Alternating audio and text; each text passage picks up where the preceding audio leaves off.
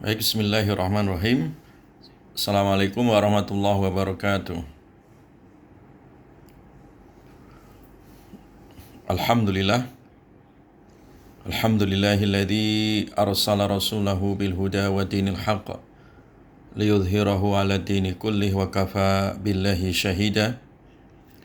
Asyhadu an la ilaha illallah wahdahu la syarikalah iqraran bihi wa tauhida wa asyhadu anna Muhammadan abduhu wa rasuluh alladzi la nabiyya wa la rasula ba'dah. Allahumma salli wa sallim wa barik ala nabiyyina Muhammadin wa ala alihi at-tahirin at-tayyibin wa ashabihi ajmain wa man sara ala najihim ila yaumiddin. Allahumma anfa'na bima 'allamtana wa 'allimna ma yanfa'una wa zidna ilman. Ahibati fillah yang diberkahi oleh Allah Subhanahu wa taala. Alhamdulillah, dengan izin Allah kita kembali hadir ya di mata kuliah akhlak dan tazkiyatun nafs ya. Lanjutan dari materi yang sebelumnya terkait dengan tazkiyatun nafs ya. Kemarin sudah kita jelaskan apa itu tazkiyatun nafs ya, dan juga bagaimana pilar ya dalam tazkiyatun nafs ya. Dan kali ini kita akan membahas tentang metode tazkiyatun nafs ya. Metode tazkiyatun nafs ya. Taib ahibati fillah yang diberkahi oleh Allah Subhanahu wa taala, di dalam mensucikan jiwa atau di dalam proses tazkiyatun nafs itu memerlukan beberapa metode ya.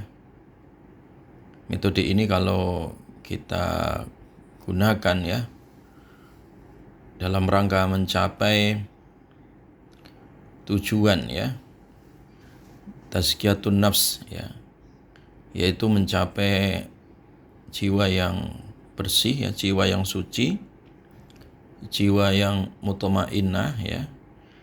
Maka itu memerlukan beberapa langkah ya yang harus ditempuh bagi seorang salik ya, orang yang menempuh jalan menuju Allah, atau seorang murid yang menghendaki kebaikan ridhonya Allah Subhanahu wa taala. Maka dia harus menempuh beberapa jalan ya. Nah, jalan inilah yang kemudian dikenal dengan metode ya. Jadi jalan yang sistematis ya, agar jiwa kita ini tercerahkan ya, tersucikan dari berbagai macam noda dosa ya, ataupun kotoran-kotoran jiwa, sehingga jiwa kita kembali kepada fitrahnya, jiwa yang suci ya. Maka ada dua langkah pokok ya, dua langkah penting yang harus ditempuh oleh siapapun yang menginginkan jiwanya mencapai kepada jiwa mutmainnah ya. Nah, metode yang pertama itu dikenal dengan metode at-takhliyah ya. At-takhliyah. At-takhliyah itu maksudnya adalah bagaimana kita bisa mengosongkan diri kita ya dari berbagai macam penyakit-penyakit jiwa ya. Dikosongkan dari apa? Tentunya kosongkan jiwa kita dari syubhat dan juga kepentingan-kepentingan syahwat hawa nafsu ya. Jadi itu maksud daripada takhliyah. Jadi takhliyah itu artinya kita mengosongkan ya, atau menjauhkan penyakit-penyakit jiwa yang disebabkan oleh kepentingan syahwat hawa nafsu dan juga sebab pengaruh syubhat ya, pengaruh syubhatnya. Jadi ini langkah awal ya. Langkah awal itu harus dilakukan takhliyah ya, takhliyatun nafs ya, takhliyatun nafs. Jadi takhliyatun nafs itu adalah supaya jiwa kita itu dibersihkan dari berbagai macam syahwat hawa nafsu ya. Bersihkan dari kotoran jiwa ya. Bersihkan dari sifat hasad ya, sifat takabur ya, sifat riya ya, sum'ah ya. Bersihkan dari sifat dengki ya, sifat egois ya, rakus ya. Bersihkan dari sifat bakhil, yaitu namanya syahwat hawa nafsu ya. Jadi kepentingan hawa nafsu ya. Bersihkan dari hubbud dunya, ini namanya syahwat kepentingan hawa nafsu itu harus dihilangkan ya, harus dikendalikan. Demikian juga bersihkan dari yang namanya syubhat ya, bersihkan dari yang namanya syubhat. Jadi syubhat pemikiran ya, misalkan syubhat tentang meragu-ragukan keberadaan Tuhan ya, atau disebut dengan harokatut tashkik ya. Jadi pikiran-pikiran yang itu meragu-ragukan akan wujudnya Allah. Nah itu namanya syubhat ya. Pikiran atau was-was yang ragu terhadap keimanan itu juga disebut syubhat. Kemudian juga termasuk ghazwul fikri ya. Jadi syubhat-syubhat yang datang dari aliran-aliran yang ada dari luar Islam ya, atau disebut ad-dakhil ya. Jadi pikiran-pikiran yang muncul dari sekulerisme ya, pluralisme ya, ateisme, komunisme, itu namanya syubhat ya. Syubhat yang masuk di dalam jiwa seseorang melalui dunia pemikiran. Nah itu harus dihilangkan ya, harus dihilangkan supaya muncul keimanan ya, keyakinan secara utuh ya, secara totalitas, supaya kita yakin kepada Allah Subhanahu wa Ta'ala. Jadi itu metode yang pertama ya. Jadi hilangkan ya kepentingan hawa nafsu dalam diri dan juga jauhkan dari berbagai macam syubhat ya, jauhkan dari berbagai macam syubhat.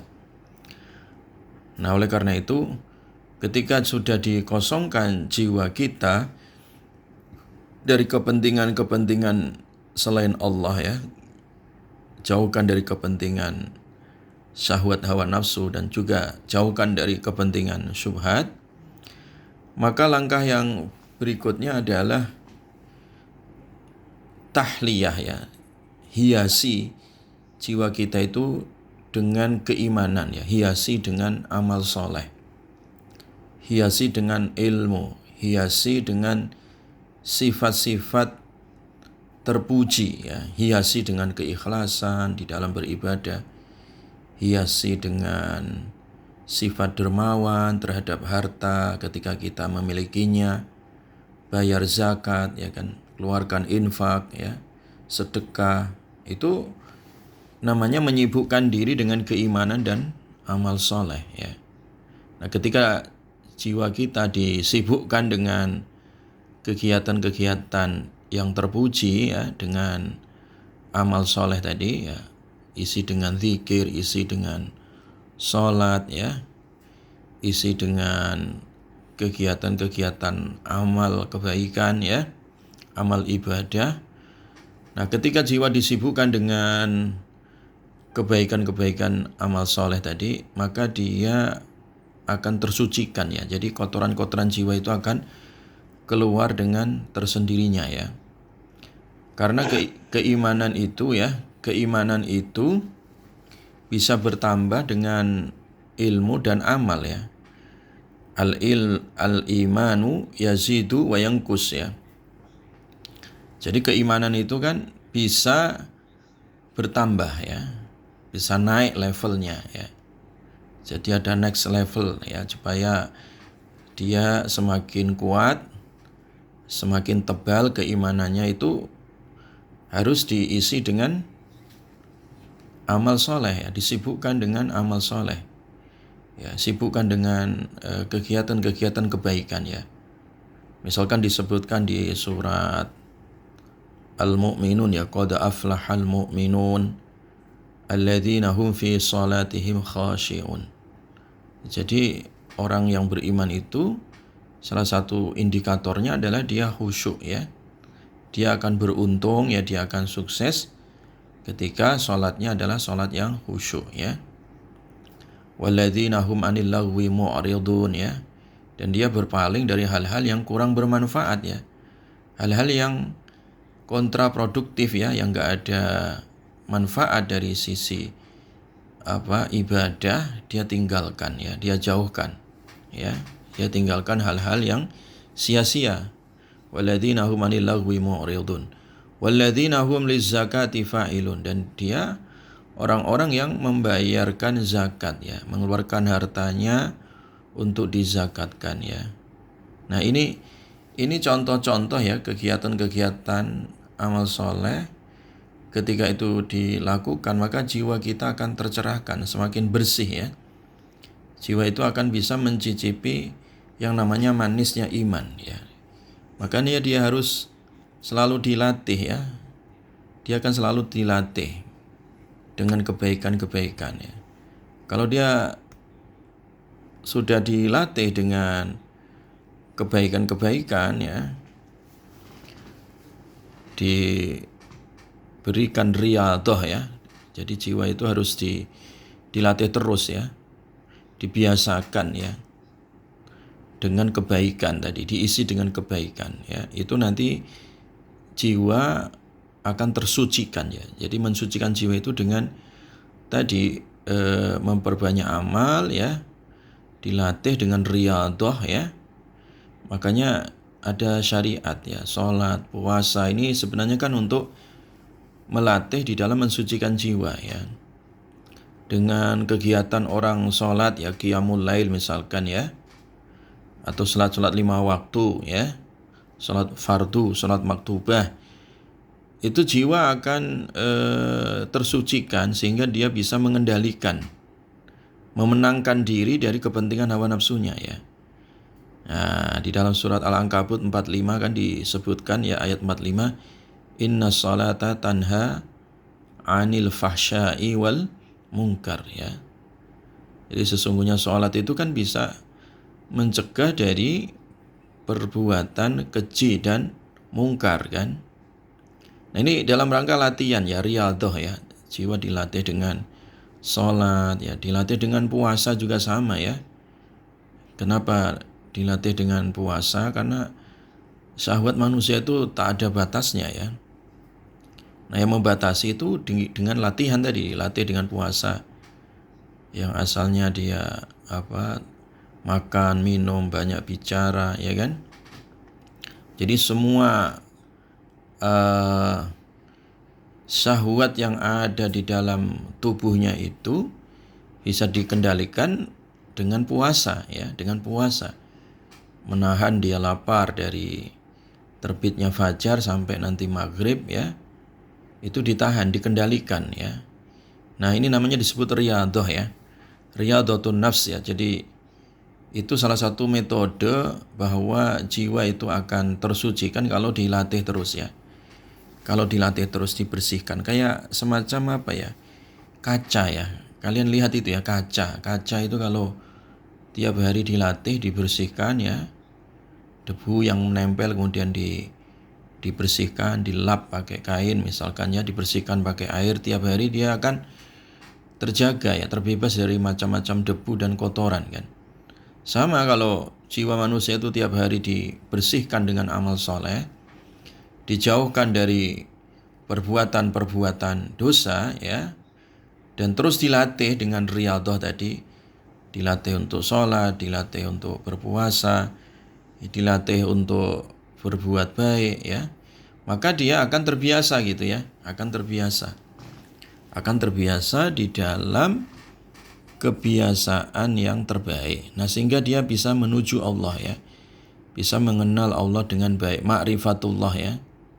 Jadi orang bisa ma'rifatullah itu ketika tadi jiwanya dilatih untuk mengenal Allah melalui syariat tadi, melalui amal soleh, melalui akhlak ya, melalui kebiasaan-kebiasaan yang terbaik ya, menghiasi jiwanya dengan keimanan ya, entah itu berupa puasa, berupa sholat ya, atau berupa sedekah, atau menjaga ucapan yang baik ya kan, atau ia memaafkan ya, atau ia lapang dada, sabar ya. Itu memerlukan latihan ya, memerlukan latihan semua itu ya. Nah, makanya dalam hadis dijelaskan innamal ilmu bitta'allum wal hilmu bittahallum ya. Jadi orang mendapat ilmu kan sebab ia belajar ya. Demikian juga orang bisa mendapatkan kesabaran ya karena juga dia terbiasa ya, dilatih terus ya, riyadhah namanya ya. Nah, ketika jiwa tadi dilatih terus dalam kebaikan itu, lama kelamaan dia akan stabil gitu ya. Dia akan istiqomah gitu ya. Jadi nah itu namanya riyadhah. Nah, ketika riyadhah melatih jiwa itu, maka memerlukan namanya mujahadah ya. Memerlukan namanya mujahadah. Mujahadah itu sungguh-sungguh ya. Mujahadatun nafs ya. Jadi sungguh-sungguh ya, karena jiwa itu kan dia akan memberontak gitu ya. Kecondongan kepada hal-hal yang sifatnya pragmatis ya. Kecondongan hal-hal yang sifatnya kesenangan duniawi ya. Maka oleh karenanya ia harus dilatih dengan sungguh-sungguh ya, mujahadah ya. Ya, dilatih dengan sungguh-sungguh. Makanya dalam surat An-Nazi'at disebutkan wa amma man khafa maqama rabbih wa nahan nafsa 'anil hawa. Nah ini.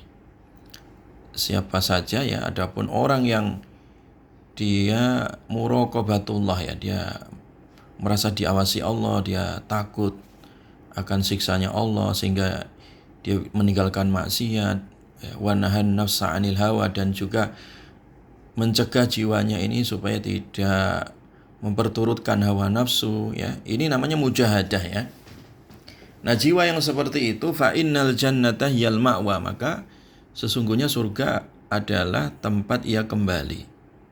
Jadi tugas kita di dalam mensucikan jiwa itu memerlukan namanya mujahadah ya. Memerlukan mujahadah. Walladzina jahadu fina lanahdiyannahum subulana ya. Jadi kalau orang itu sudah mujahadah ya, melakukan perjuangan yang sungguh-sungguh, yang serius ya, di dalam mengendalikan ya keinginan hawa nafsunya tadi ya, ketika dia bermujahadah secara istiqomah ya, maka jiwanya akan tenang ya, jiwanya akan tenang. Nah, itulah kemudian ketika jiwa sudah tenang dan istiqomah, itu yang kemudian disebut jiwa mutmainnah ya, jiwa apa? Mutmainnah. Nah, jiwa mutmainnah itu adalah ya puncak dari kebaikan jiwa yang kemarin sudah kita sebutkan ya, bahwa jiwa itu ketika sudah mencapai puncak keimanan ya, maka itulah yang kemudian disebut jiwa mutmainnah ya, jiwa mutmainnah. Jelas ya? Nah, jiwa mutmainnah ini ya, jiwa mutmainnah ini akhibatillah billah yang diberkahi oleh Allah. Jiwa mutmainnah ini itu bisa didapati oleh seseorang ketika dia continue ya di dalam mujahadah ya.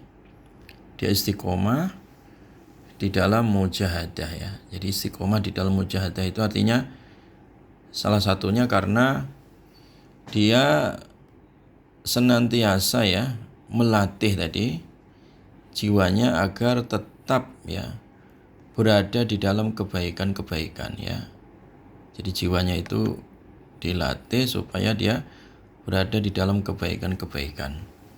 Nah, ketika melatih dengan sungguh-sungguh tadi atau mujahadatun nafs tadi, maka mujahadatun nafs ya, ketika kita melatih jiwa ya sungguh-sungguh tadi itu ada 4 hal yang harus dilakukan ya. Ada 4 hal yang harus dilakukan. Nah, mujahadatun nafs atau jihadun nafs itu ada 4 ya tahapan yang harus dilakukan. Yang pertama ya, al-ula yang pertama, mujahadatuha ala ta'allumil huda wa dinil haqqa. Jadi melatih jiwa tadi supaya istiqomah ya, berada di jalan yang lurus ya, berada di atas kebenaran itu yang pertama, ia harus mujahadah terus ya, belajar ya, terus mencari kebenaran ya, terus mencari hidayah Allah Subhanahu wa taala. Jadi memang kata kuncinya adalah al-ilmu ya. Kata kuncinya adalah orang bisa istiqomah di dalam mujahadah, ia harus punya ilmu. Dia harus belajar. Makanya Imam Bukhari rahimahullah mengedepankan ilmu sebelum amal ya. Jadi karena apa? Karena mujahadah itu tak akan berhasil kalau tanpa adanya ilmu ya. Makanya Imam Bukhari mengatakan al-ilmu qabla al-qauli wal amal ya. Ilmu itu sebelum seseorang bicara, sebelum dia beramal.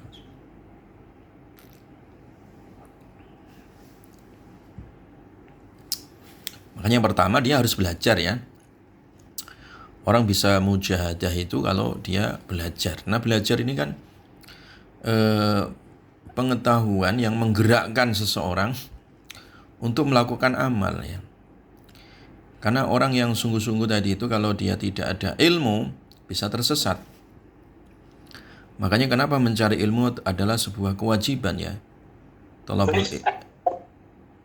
Thalabul ilmi fardhatun ala kulli muslim ya kan. Mencari ilmu itu adalah sebuah kewajiban bagi setiap seorang apa?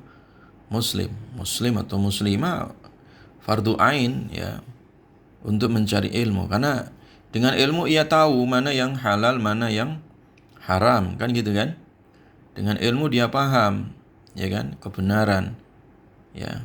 Dengan ilmu ia paham ini ketaatan, ini taat, ini maksiat ya, paham bisa membedakan ya. Karena ilmu itu adalah furqan ya, pembeda ya.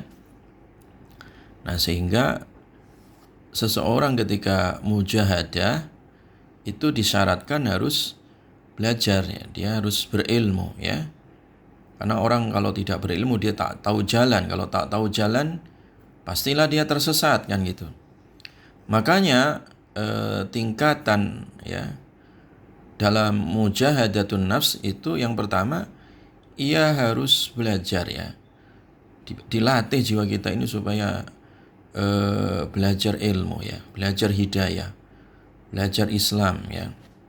Karena tanpa ilmu tak mungkin dia bisa mengetahui hakikatun nafs ya. Ya, dia tidak tahu hakikat jiwa itu seperti apa kalau dia tak belajar. Maka hendaklah dibiasakan ya diri kita itu untuk hadir di majelis ilmu, belajar ilmu ya, saling mewasiatkan kebaikan ya, tawasau bil haqqi ya, tawasau bis sabri ya, tawasau bil marhamah, yaitu adalah ilmu ya. Jadi saling menasihatkan kebenaran dan belajar kebenaran, menerima kebenaran tadi ya.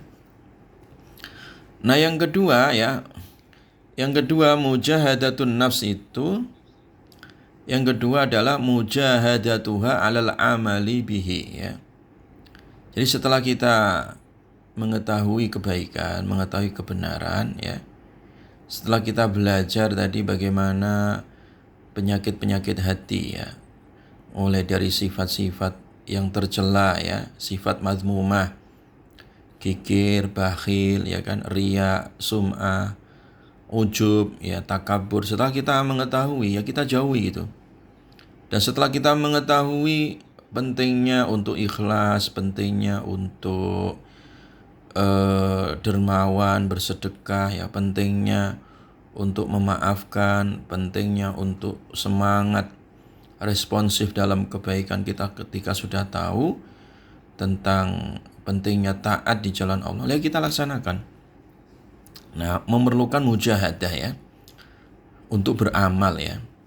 Kalau kita sudah tahu, sudah belajar tentang ilmu, tentang sholat ya, syarat dan rukunnya, ya kita kerjakan. Jangan ilmu itu hanya sekedar kajian teoritis ya, sekedar teori yang melingkar-lingkar di kepala kita ya, tapi jadikan ilmu itu menjadi sebuah amal ya. Ya berarti kalau kita sudah belajar ilmunya sholat, ya kita harus menjaga sholat ya, ya kan, menjaga sholat. Walau terkadang kita diperintahkan untuk pergi ke masjid ya, jarak tempuhnya jauh ya, kita memerlukan perjuangan di situ, mujahadah ya, capek ya, berjalan atau naik kendaraan, kadang keadaan panas, dingin, hujan ya kan. Nah itu memerlukan mujahadah ya. Ya pagi ya, subuh kita disuruh untuk bangun ya, padahal mata masih ngantuk ya, badan masih terasa capek. Nah ini perlu mujahadah ya, untuk membiasakan beramal ya, bangun untuk sholat ya, bangun wudhu ya, wudhu sholat ya, bersuci ya, menghadap ilahi. Nah itu memerlukan namanya mujahadatuha alal amal ya, dibiasakan untuk mengerjakan amal kebaikan yang diperintahkan oleh Allah ya. Walaupun terkadang amal itu ya butuh memerlukan capek ya, capeknya fisik ya, memerlukan biaya ya, memerlukan tenaga ya kan. Maka perintahnya faida faraghta fansab ya, kalau kalian selesai satu amal, maka capeklah ya untuk beramal yang berikutnya ya. Walaupun terkadang badan capek, badan melihat langkah kakinya terlalu jauh ya, untuk menuju tempat-tempat untuk kita beramal ya, harus berjuang gitu, harus mujahadah ya, harus terus semangat gitu walaupun berat gitu ya. Makanya ada seorang sahabat ya, yang jarak tempuh rumahnya dengan masjid itu terlalu jauh. Suatu ketika ia minta izin kepada Rasulullah SAW agar bisa pindah rumahnya dekat masjid ya, supaya jarak tempuh rumah dengan masjid itu dekat ya, berdekatan. Tapi Nabi SAW ya tetap menyarankan jangan pindah rumah ya, rumah yang jauh justru itu pahalanya semakin banyak ya. Alaikum buyutakum ya, tetap saja kalian di rumah kalian walaupun jauh dari masjid ya, tuktabu atharukum, karena langkah kalian menuju masjid itu dicatat sebagai kebaikan.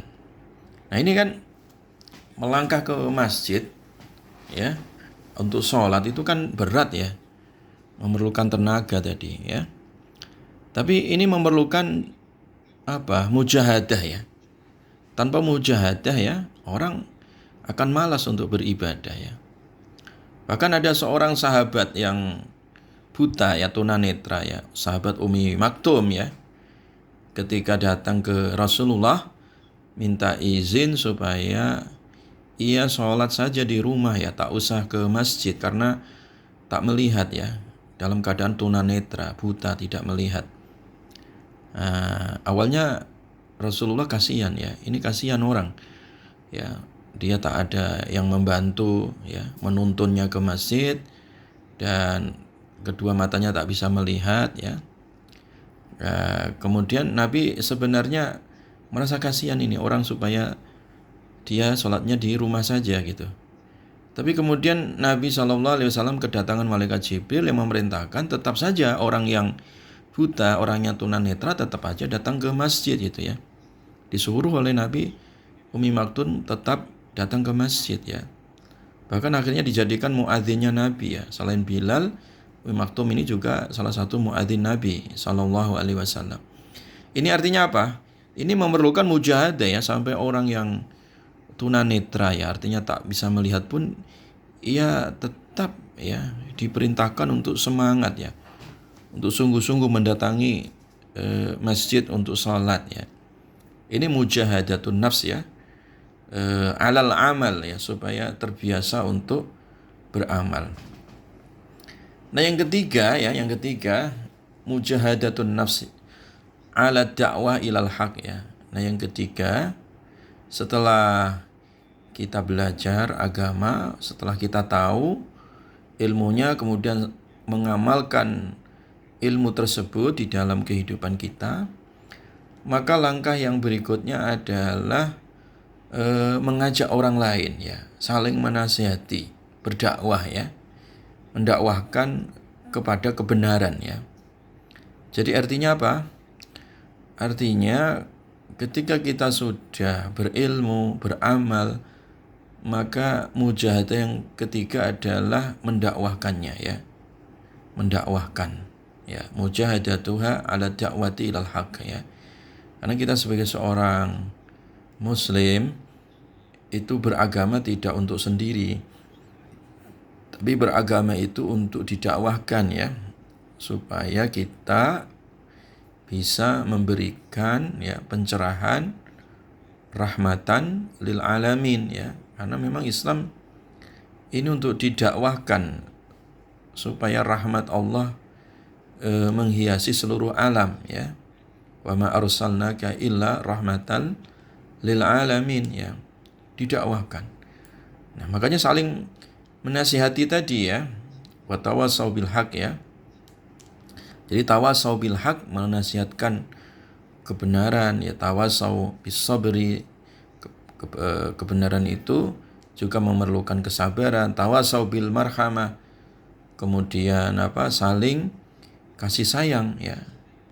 Jadi menjadi sosok teladan yang penyayang, sehingga Islam ini sebagai agama dakwah yang mencerahkan seluruh umat dan menjadi rahmat ya, rahmatan lil alamin.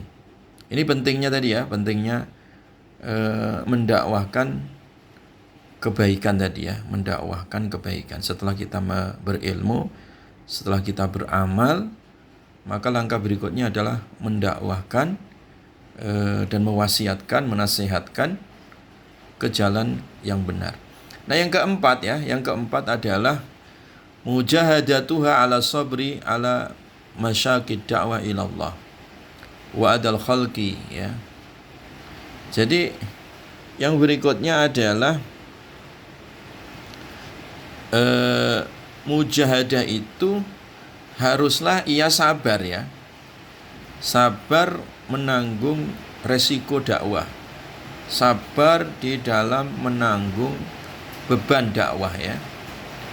Ya terkadang namanya kita orang hidup di dunia itu banyak sekali tantangan-tantangan ya, baik tantangan internal maupun eksternal ya. Tantangan itu selalu ada ya. Maka di sini memerlukan kesabaran ya. Kita perlu sabar ya. Dan sabar itu tadi memerlukan mujahadah, kesungguhan, dan terus dilatih. Nah ketika sudah dilatih dengan sungguh-sungguh, maka sabar ini akan mendarah daging di dalam diri kita ya. Jadi akan menjadi pribadi yang penyabar karena tadi sudah terlatih dan terus mujahadah ya. Karena sabar itu ya adalah keimanan ya. Orang tak punya sabar ya tak punya iman ya. Nah, dengan sabar orang bisa bertahan ya di atas musibah ya. Dengan sabar orang bisa bertahan ketika sedang menjalankan ketaatan ya. Dengan sabar orang bisa meninggalkan maksiat. Jadi sabar ini rohnya, roh di dalam beribadah ya.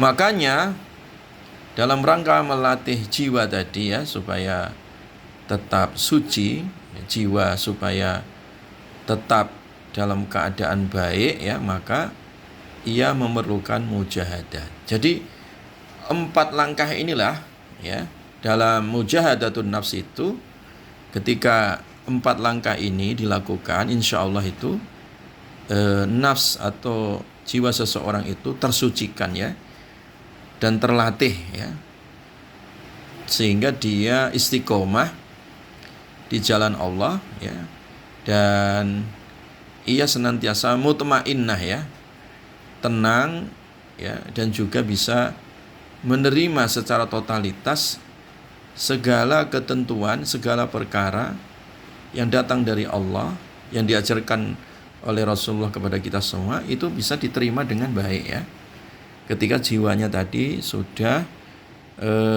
tersucikan ya. Taib ahibati fillah yang diberkahi oleh Allah Subhanahu wa taala.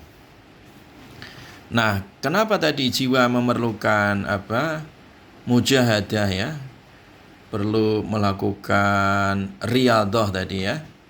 Latihan-latihan kebaikan, dan perlu yang namanya kesungguhan ya di dalam mengendalikan jiwa kita, karena memang jiwa akan senantiasa diuji ya. Diuji ya. Karena kita namanya manusia di dunia ini tak lepas yang namanya ujian-ujian ya. Tantangan-tantangan yang terkadang tantangan itu ingin menjatuhkan keimanan kita ya. Kalau kita tidak sabar, kalau kita tidak tegar ya, kalau kita tidak mujahadah. Tetapi kalau kita bisa sabar, bisa mujahadah, kita akan memenangkan tadi ya ujian-ujian itu, sehingga sukses ya, menjadi hamba Allah yang muflihun ya, qad aflahal mu'minun tadi ya, menjadi hamba Allah yang falah ya, hamba Allah yang muslih ya, hamba Allah yang baik dan bisa memperbaiki. Itu ketika tadi itu dia bisa menghadapi segala tantangan-tantangan ya, yang datang untuk menghalangi jiwa kita. Nah, di antara tantangan itu, misalnya disebutkan di dalam surat Al-Baqarah ya, ayat 155 sampai dengan ayat 157 ya. Di situ Allah Subhanahu wa taala menyebutkan, walanabluwannakum bisyai'im minal khaufi wal ju'i wa naqsim minal amwali wal anfusi wath thamarati wa basyiris sabirin. Nah, ini di sini Allah secara tegas bahwa kami pasti menguji kalian. Ya kan? Diuji dengan apa? Sesuatu dari rasa takut, kelaparan, kekurangan harta, kekurangan jiwa, kekurangan buah-buahan, sayur-sayuran ya. Dan kekurangan-kekurangan yang banyak sekali dalam kehidupan manusia. Nah, wabasyiris sabirin. Itu tujuannya tadi untuk melatih sebenarnya ya, jiwa kita supaya sabar. Nah, ketika sudah tadi dia berjuang, bermujahadah, dan dia bisa melalui ujian-ujian itu, maka dia mendapat predikat wabasyiris sabirin. Kasih kabar gembira bagi orang-orang yang sabar ya. Alladzina idza asabathum musibah. Ketika mereka ya ditimpa oleh musibah, yaitu orang-orang yang ketika mereka ditimpa musibah, qalu, mereka mengatakan, inna lillahi wa inna ilaihi raji'un ya. Jadi segala sesuatu milik Allah dan akan kembali kepada Allah ya. Nah, ketika jiwanya tadi itu bisa sabar, bisa kembali Nah, mereka itu mendapatkan rahmat dari Allah ya. Ulaika alaihim salawatum mir rabbihim. Mereka mendapatkan rahmat, ampunan dari Rabb ya. Mereka mendapatkan doa ya, mendapatkan keselamatan, keberkahan dari Rabb mereka, wa rahmah, dan mendapatkan rahmat, wa ulaika humul muhtadun, dan mereka itu orang-orang yang mendapat hidayah. Jadi tadi jiwa mendapatkan hidayah itu memerlukan tadi proses ya, proses-proses mujahadah melalui kesabaran di dalam menghadapi segala ujian tadi, tantangan ya. Karena manusia tak lepas dari namanya apa? Tantangan-tantangan itu. Nah, di ayat yang lain juga sama ya, walanabluwannakum hatta na'lamal mujahidina minkum was-sabirina wa nabluwa akhbarakum. Sungguh-sungguh kami akan uji kalian ya, sehingga kami mengetahui orang-orang yang mujahadah ya, orang yang sungguh-sungguh di antara kalian, was-sabirin, dan juga orang-orang yang sabar. Jadi hidup ini tadi adalah ujian ya, tantangan. Orang diuji dengan rasa takut, rasa sedih ya. Itu sebenarnya adalah dalam rangka latihan ya, pembelajaran. Apakah kita menjadi orang yang mujahid ya, bersungguh-sungguh, atau orang yang sabar ya. Karena kehidupan itu adalah ujian ya. Alladzi khalaqal mauta wal hayata liyabluwakum ayyukum ahsanu amala.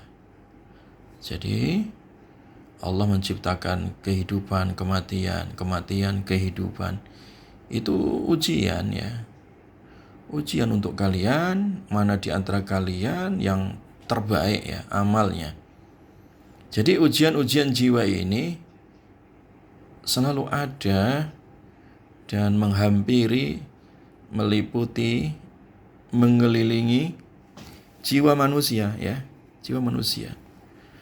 Maka oleh karena itu ya ikhwah ya, sikap kita di dalam menghadapi tadi berbagai macam ujian, tantangan jiwa tadi ya, maka hendaklah kita senantiasa mujahadah diri tadi ya, terus belajar ya, terus berjuang supaya kita berada dalam keadaan syukur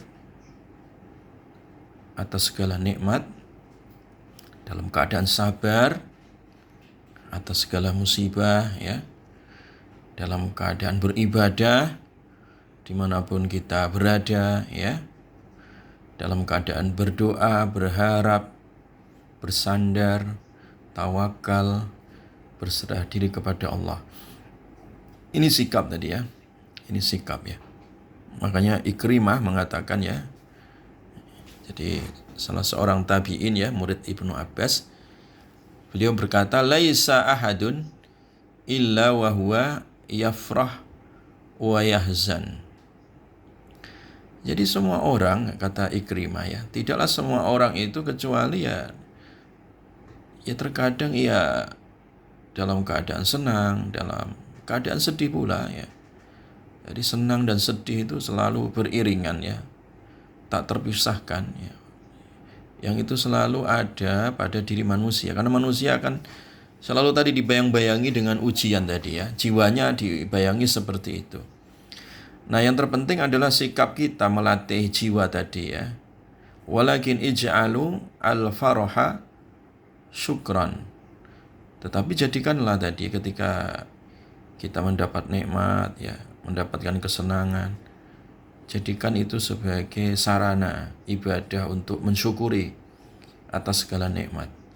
Wal huzna, dan ketika seseorang diuji dengan kesedihan atas musibah, atas kehilangan, atas kematian, atas kekurangan ya, atas sempitnya keadaan, jadikan semua itu sebagai sabron ya, sebagai sarana untuk bersabar ya, untuk bersabar. Sehingga di sini manusia ya, terkadang ketika diuji dengan berbagai macam rasa takut tadi, khauf ataupun huzn, rasa sedih ya. Rasa takut itu terkadang orang dibayang-bayangi rasa takut akan hari esok ya. Entah masalah rezeki, masalah jodoh, masalah pendidikan, masalah ekonomi, hari esok seperti apa ya keadaan saya. Itu selalu ada bayang-bayangan itu namanya khauf ya. Demikian juga terkadang manusia dibayang-bayangi dengan rasa al-huzn ya, sedih terkait masa lampau ya. Setiap orang punya masa lalu ya.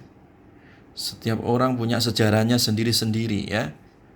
Nah, terkenang masa lalu pernah melakukan dosa, masa lalu pernah terdolimi, masa lalu pernah terulang dengan satu peristiwa-peristiwa yang terkadang membuat dia sedih. Itu namanya al-huzn ya. Al-huzn. Dan itu selalu ada pada diri manusia ya. Selalu ada. Tetapi ketika jiwa kita sudah terdidik tadi, tercerahkan ya, tersucikan, terus dilatih dengan riyadhah tadi dan juga mujahadah di atas kebenaran, maka jiwa itu stabil ya, istiqomah ya. Jadi tak ada yang dikhawatirkan, tidak ada yang ditakutkan, kecuali hanya kepada Allah ya. Adapun keadaan-keadaan yang sifatnya duniawi, ya anggap biasa saja ya. Ya makanya di Al-Quran itu ketika orang jiwanya sudah mutmainnah, mutmainnah itu artinya tenang.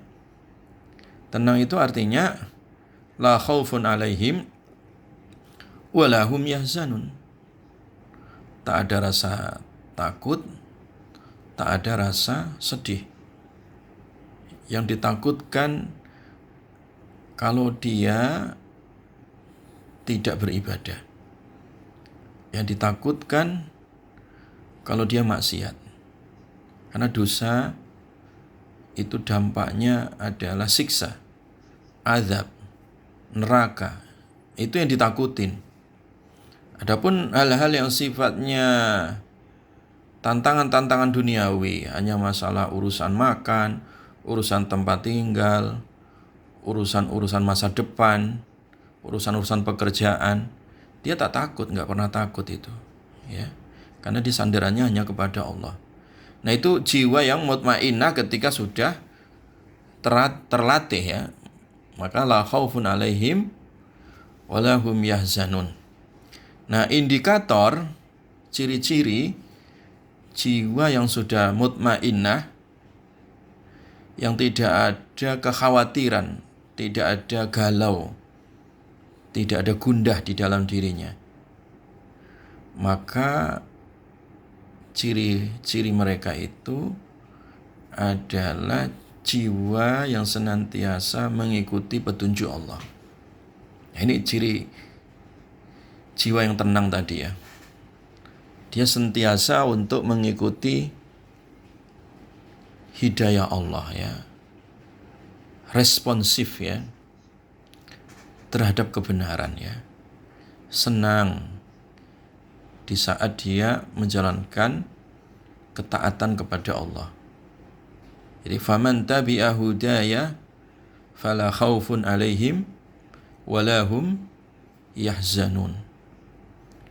Jadi ayat ini turun itu terkait dengan Nabi Adam ya, yang asalnya di surga, kemudian dia terpisah dan diturunkan ke dunia. Terpisah dari surganya, terpisah dari istrinya ya. Ketika turun sendirian di muka bumi ini, terjadi satu kesedihan pada diri Nabi Adam. Sedih karena Nabi Adam harus diturunkan dari surga yang asalnya di surga ya, makan, minum, tempat tinggal, rogoda, dalam keadaan lapang, dalam keadaan nikmat. Tiba-tiba ketika diturunkan ke bumi ini, itu serba perjuangan. Mau makan harus menanam, ya kan? Tidak ada tersedia seperti di surga. Memerlukan proses hidup di dunia ini. Ya. Nah, ditambah lagi Nabi Adam menyesali kenapa mendekati pohon yang dilarang oleh Allah Subhanahu wa taala akibat bisikan iblis. Sehingga Nabi Adam itu dia kembali kepada Allah seraya berdoa, Rabbana zalamna anfusana. Ya Allah, kami telah menzalimi jiwa kami. Fa illam taghfir lana wa tarhamna lanakunanna minal khasirin, ya.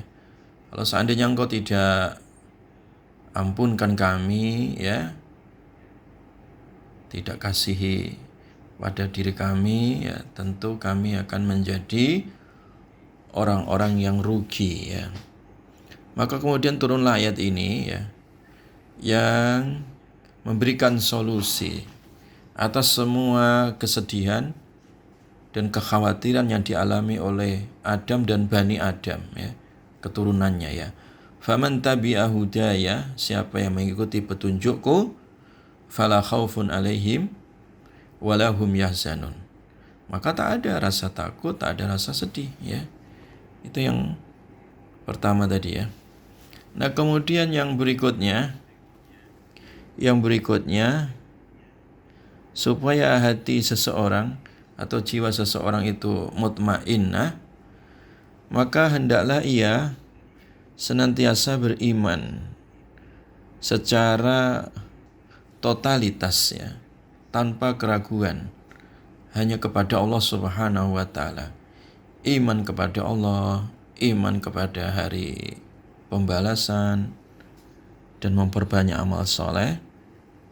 Maka ketika jiwa tadi itu dilatih dengan keimanan dan dihias-hiasi keimanan itu, maka jiwanya tenang, ya.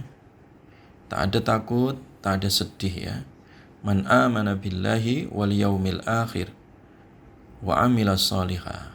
Jadi orang yang beriman kepada Allah dan hari akhir dan dia beramal soleh, falahum ajruhum inda rabbihim wala khaufun alaihim walahum yahzanun. Ya, orang yang beriman pada Allah, beriman pada hari akhir, dia beramal soleh, maka dia dapat pahala. Tak ada itu rasa takut, rasa sedih, ya. Jadi kata kuncinya adalah iman, ya. Nah, kemudian yang berikutnya adalah totalitas kita berserah diri, ya, kepada Allah.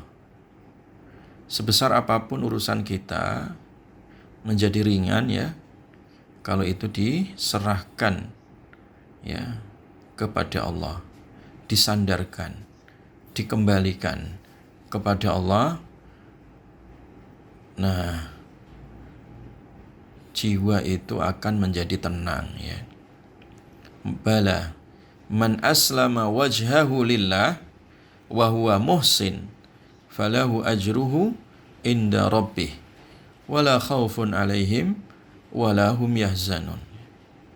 Jadi betul orang yang memasrahkan dirinya secara totalitas, menyandarkan kehidupannya kepada Allah, dan dia senantiasa berbuat ihsan, maka dia diberi pahala oleh Allah. Dan jiwanya itu tenang, tak ada rasa takut dan tak ada rasa sedih. Kenapa? Karena dia bertuhan hanya kepada Allah, dia bersandar kepada Allah Subhanahu wa taala, sandaran yang kuat, tempat tawakal yang kuat, ya. Jadi di sini namanya aslama wajhah, ya. Jadi orang yang menyerahkan dirinya hanya kepada Allah, ya pasti tak ada rasa takut, ya.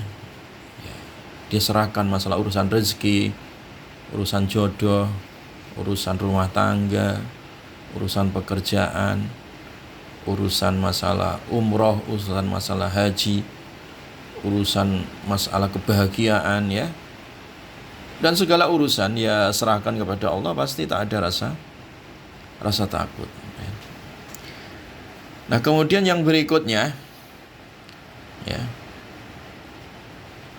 yang berikutnya adalah orang-orang yang jiwanya tadi tenang, jiwa yang paripurna ya, jiwa yang sempurna, adalah jiwa yang dibiasakan untuk dermawan ya, infak fisabilillah. Jangan kikir, jangan bakhil ya, jangan pelit ya. Senantiasa konsep dasar kita di dalam memandang masalah harta, bahwa harta itu adalah amanah, titipan dari Allah, dan ada hak milik orang lain. Sehingga di sini kita harus membayar zakat, sedekah fisabilillah, ya kan? Menghibahkan harta, mewakafkan harta, ya. Karena harta ini menyebabkan tadi banyak penyakit di dalam jiwa seseorang. Orang iri sebab melihat harta orang lain, ya.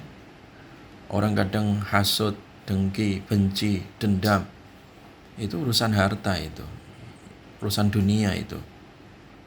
Maka ketika harta dunia yang kita miliki kemudian diinfakkan di jalan Allah dengan penuh keikhlasan, maka jiwa itu tenang ya. Alladzina yunfikuna amwalahum fi sabilillahi summa la yusbi'una ma anfaqu manna wala adha lahum ajruhum inda rabbihim wala khaufun alaihim wala hum yahzanun ya.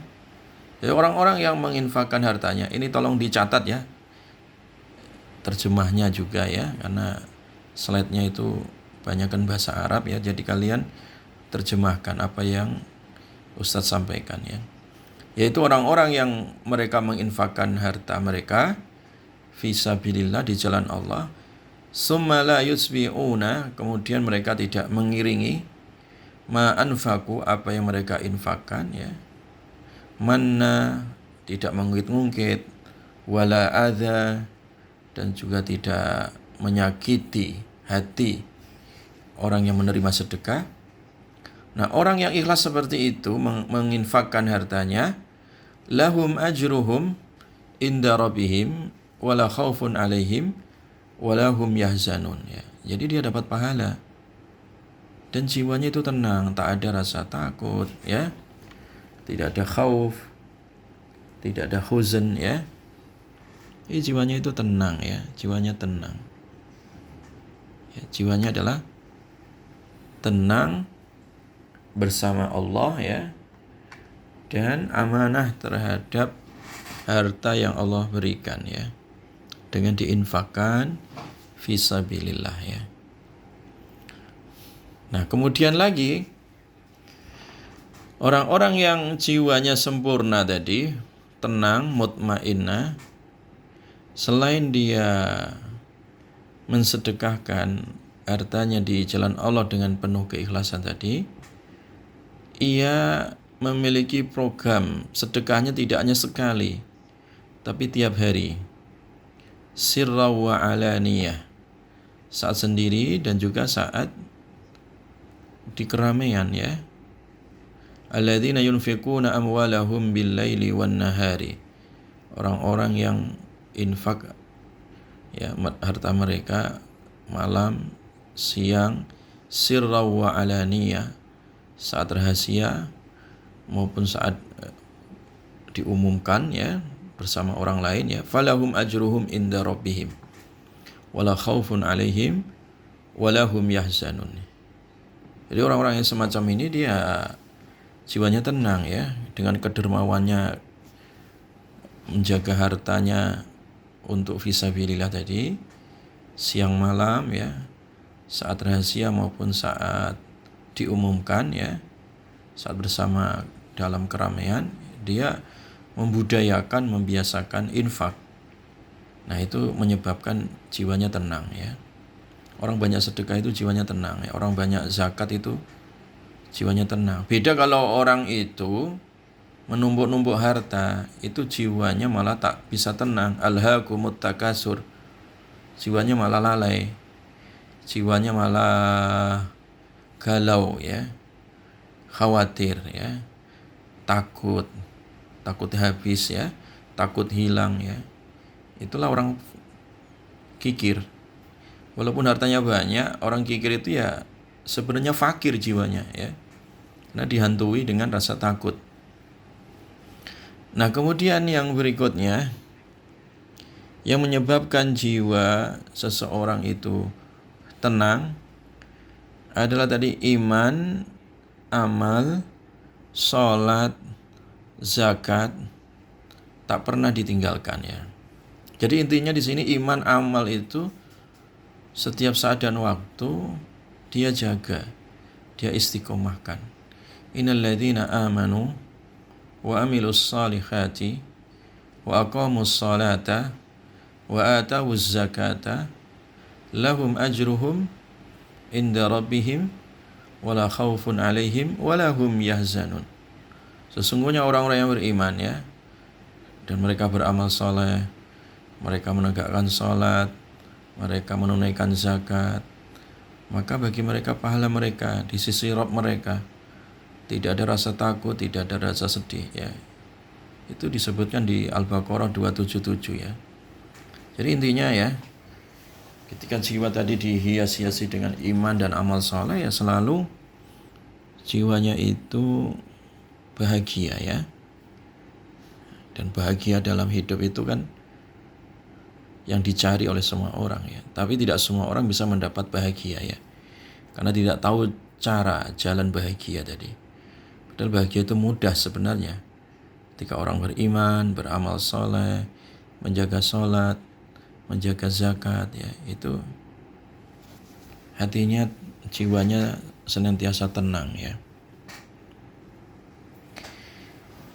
Jelas ya? Ikhlas semua ya. Nah, kemudian yang berikutnya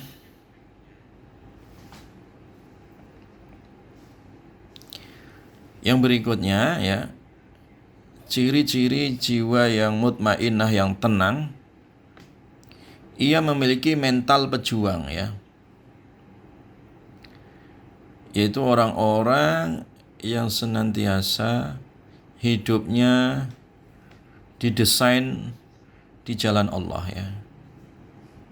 Diniatkan penuh keikhlasan, hidupnya dalam keadaan apapun adalah fisabilillah ya. Hidup dan matinya ya fisabilillah atau lillah, karena Allah.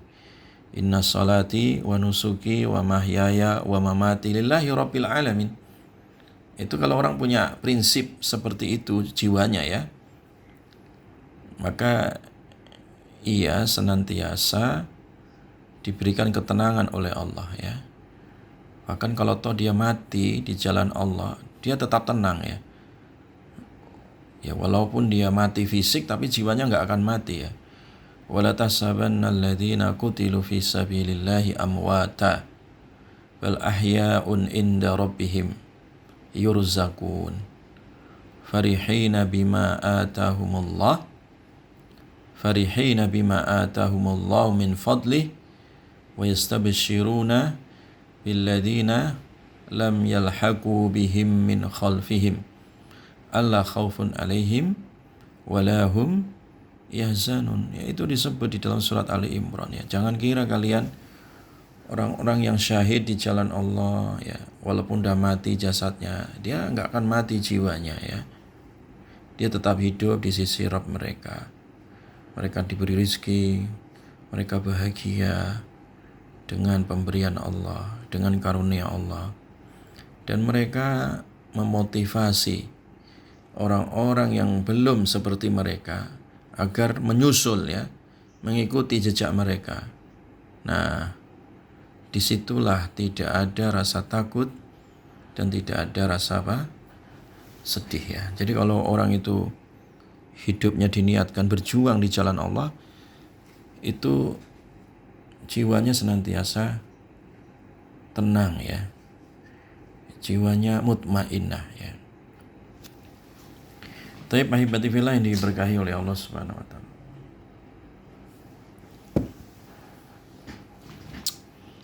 Kemudian berikutnya, jiwa yang mutmainnah ya, sebab tadi dilatih dan mujahadah, adalah jiwa yang dihiasi dengan iman dan islah ya, dan aslah. Artinya ia senantiasa memperbaiki diri, senantiasa muhasabah diri. Seorang mukmin itu ya ikhwah, hari ini harus lebih baik daripada hari kemarin. Ya kan? Jangan sebaliknya. Hari ini lebih buruk daripada hari kemarin. Artinya apa? Harus meningkat level keimanan kita, level amal soleh kita. Nah, ketika terus kita berlomba-lomba dalam kebaikan, mencari ridha Allah, mencari ampunan Allah, itulah jiwanya tenang ya. Faman amana wa aslaha fala khaufun alaihim wala hum yahzanun ya. Orang yang dia beriman dan terus memperbaiki diri ya, maka tak ada rasa takut dan tak ada rasa sedih ya. Nah, kemudian yang berikutnya lagi ya, ciri tanda orang yang jiwanya mutmainnah ya, mencapai puncak kebahagiaan, adalah ia yang bertakwa dan memperbaiki diri tadi ya. Jadi orang itu kalau dia menjalankan perintah Allah, menjauhi larangan Allah, dan memperbaiki diri, itu pasti jiwanya tenang ya. Jiwa nggak tenang itu kan karena dosa, karena maksiat, karena tidak beriman, ya kan? Bersandar kepada selain Allah. Itu membuat jiwanya gelisah. Tapi kalau jiwa itu beriman, bertakwa, dan aslah melakukan perbaikan diri, ya faman ittaqa wa aslaha fala khaufun alaihim walahum yahzanun ya. Orang yang bertakwa dan memperbaiki diri, maka tak ada rasa takut bagi mereka dan tak ada rasa sedih ya. Itu surat Al-A'raf ya 35. Nah, yang berikutnya, jiwa yang mutmainnah itu adalah jiwa yang berlindung kepada Allah, berserah diri kepada Allah, mencintai Allah. Itulah waliullah ya, menjadi walinya Allah ya. Karena orang yang menjadi waliullah itu tak ada rasa takut ya, tak ada rasa sedih. Jiwanya sempurna ya. Dengan apa ia sempurna? Nah, ini disebutkan dalam surat Yunus ya, ayat 62 ya. Ala inna awliya Allahi la khawfun alaihim walahum yahzanun alladzina amanu wa kanu yattaqun lahumul busyra fil hayati dunya wa fil akhirah la tabdila li kalimatillah dzalika huwal fawzul azim wala yahzunka qawluhum innal izzata lillahi jami'a huwas samiul alim ya. Jadi di sini jelaskan ya, bahwa orang-orang yang menjadi walinya Allah itu hidupnya tak ada rasa takut, tak ada rasa sedih ya. Siapa mereka? Yaitu tadi alladzina amanu, dia beriman, orang-orang yang beriman, mereka itu wa kanu yattaqun, dan mereka senantiasa bertakwa kepada Allah. Karena orang yang beriman, bertakwa ini kan dia senantiasa bersama Allah, merasa diawasi Allah dimanapun berada ya. Dan yang terakhir adalah jiwa yang sempurna tadi, yang paripurna adalah jiwa yang istiqomah ya, tidak ragu dalam kebenaran, tidak berhenti dalam ketaatan. Dia continue terus berjalan di atas jalan Allah. Walaupun godaan ya, walaupun rintangan ya, walaupun banyak musibah, tantangan tadi, dia tetap istiqomah, sabat ala dinillah ya. Makanya kita berdoa ya muqallibal qulub tsabbit qalbi ala dinik. Ya Allah yang membolak-balikkan hati, tetapkan hatimu, tetapkan hatiku ya Allah, tetapkan hatiku ya Allah di atas jalanmu. Nah ini orang istiqomah ya. Orang istiqomah itu sempurna ya. Kebahagiaannya tak ada rasa takut, tak ada rasa sedih. Innal ladzina qalu rabbunallah tsumma istaqamu fala khaufun 'alaihim wala hum yahzanun ya. Sesungguhnya orang-orang yang mengatakan Tuhan kami hanyalah Allah, kemudian mereka istiqomah, maka tidak ada rasa takut atas mereka dan tidak ada rasa sedih ya. Inilah ikhwah ya, kalau kita tadi mendidik jiwa kita, mentazkiyah jiwa kita dengan metode tadi ya, takhliyah, kita kosongkan jiwa dari segala dosa, maksiat, syubhat, kepentingan syahwat hawa nafsu, dan kita mengisinya dengan tahliyah tadi, keimanan, amal soleh, istiqomah, tawakal, sabar dan seterusnya, maka jiwa kita akan sampai kepada makom derajat jiwa mutmainnah. Itulah akan dipanggil oleh Allah, ya ayyatuhan nafsul mutmainnah irji'i ila rabbiki radiyatan mardiyah.